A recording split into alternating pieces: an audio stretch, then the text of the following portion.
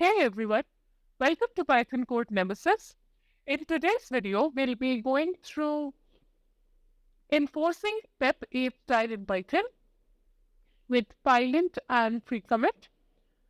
So this is basically when there's a large code base and people haven't, formatted the code correctly.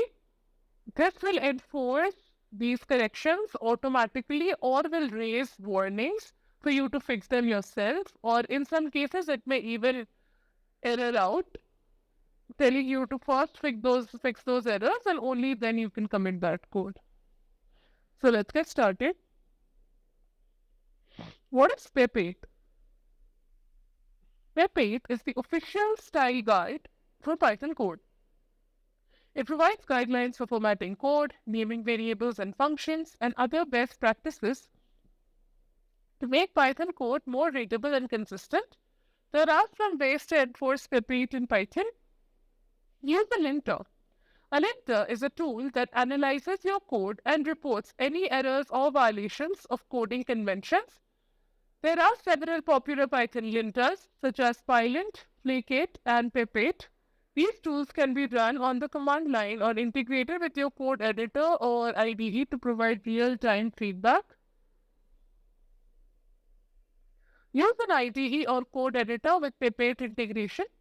Many code editors and IDEs like PyCharm and VS Code have built-in PEP8 integration. This means that they can highlight violations of PEP8 guidelines as you write code, making it easier to spot and fix issues before they become problems. Use a pre-commit hook. Pre-commit hook is a script that runs before a commit to make sure that the code is correctly formatted before you make that commit to a Git repository.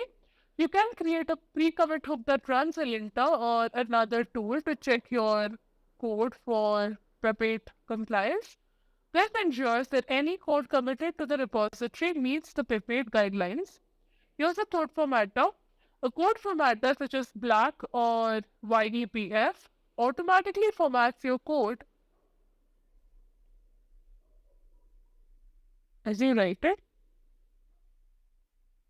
These tools can be run on the command line or integrated with your code editor or IDE to format your code as you write it.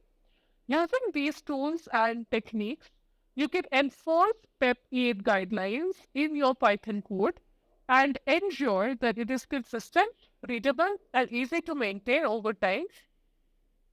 Here's an example of how to use the Pylint linter to check a Python file for compliance with the PEP8 guidelines. Install Pylint by running the following command in your terminal or command prompt. Pip install Pylint. Create a Python file that you want to check, such as example.py, and add some code to it.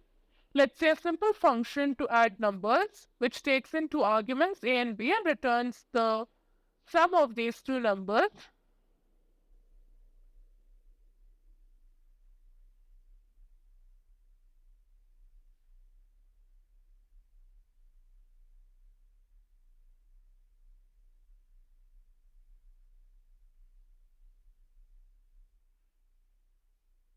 Run Pylint on the Python file by running the following command in your terminal or command prompt. Pylint example.py. This will run Pylint on the example.py and display a report of errors or warnings that it finds. If there are any syntax errors, you will get this output. So Pylint example.py example E001 parsing failed, invalid syntax. So you know that something was wrong with this code, right? This print command should be on the same level as this function, and it should not be on the same line as return result. So this is definitely a syntax error. So you'll be getting this error. Initially, the file will give some errors like trailing spaces or snake case non-compliant variables. So if you have like variables, let's say result number, which is not snake case, and Python is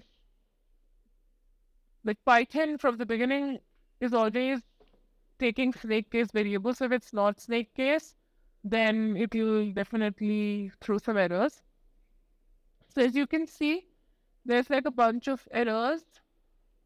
Bad indentation, found 2 spaces, expected 4, trailing white space, bad indentation, new line missing, missing module doc string, missing function or method drop string, argument name A doesn't conform to snake case naming style and B doesn't conform to snake case naming style. So once you update the code to correct the issues, I got this on my second try, so I did a bunch of changes. And this is what I got. So after making the final updates to the file, example.py look like this. So there's a module doc string. There's a doc string inside the function. There's no trailing spaces. The indentation is consistent. And all the syntax is also correct. So once it's all correct, you'll get this output, which is rated at 10 on 10 for Pylint. So this output will include a score of 10 that rates the code quality. It will also have a detailed report of any issues found in the code along with suggested fixes. For example, if the code does not follow pip8 naming conventions, Pylint will recommend the correct naming convention. In this example, Pylint has identified 2 violations of the pip8 guidelines. The function name should use the snake case naming convention, and an unnecessary else statement was used in the code. By fixing these issues, you can improve the quality of your code. So try with like different kinds of errors and check how Pylint is helping you out. And when you finally have like a really big code base, this is going to be a definite lifesaver to make sure that your code is readable. Now, moving on to pre-commit hooks. We'll see a direct example on how to use pre-commit hooks with the flake8 linter to check for pip8 compliance before committing changes to a Git repository. So that is what a pre-commit hook does. It's pre-commit. So before a commit happens, it checks if all the formatting and everything is correct and all the syntax is correct. And only then it lets you commit to the GitHub repository. So first you need to install flake8 with pip install flake8. Then create a Python file that you want to check, such as example.py. Add just a simple function. This is the one that we were using before with a bunch of syntax errors and formatting issues as well. Initialize a Git repository in the directory containing the Python file by running the following command. So when you create this file example.py, make sure you create it inside a folder, let's say test Pylint or test pre-commit. Create a folder called test pre-commit and then add like example.py and then initialize it, because this git init will be initializing a GitHub repository for this root folder which you have just created. Otherwise, it might get like if you do it with outside like that folder, that root folder will have a GitHub repository initiated. Next, create a file called .precommit config.yaml in the root directory of the Git repository and add the following content. So this is the repository link of flake8. Use the latest version hooks and ID equal to flake8.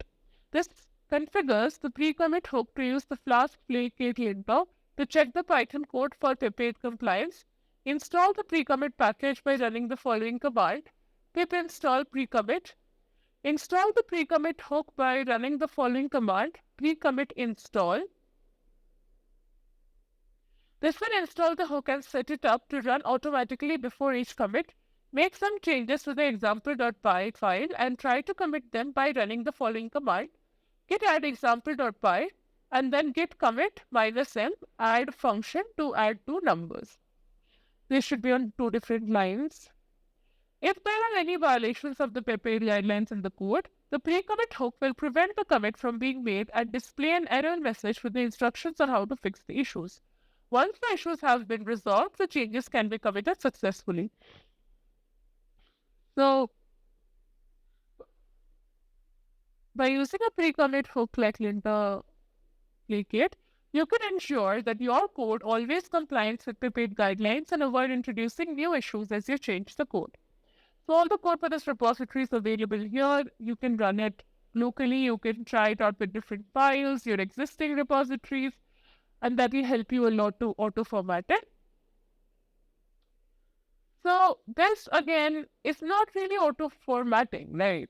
For that you need to define like some set of rules. So if like there's unused imports, remove them, or if there's filling white spaces, remove them. So that is something we can do in the next video. So let me know if you want me to make a video on that. This was all about how to identify this, and both Pylint and Pre-commit give you instructions on how to fix it.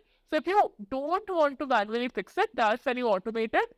And you can add like scripts to the pre-commit as well to fix this.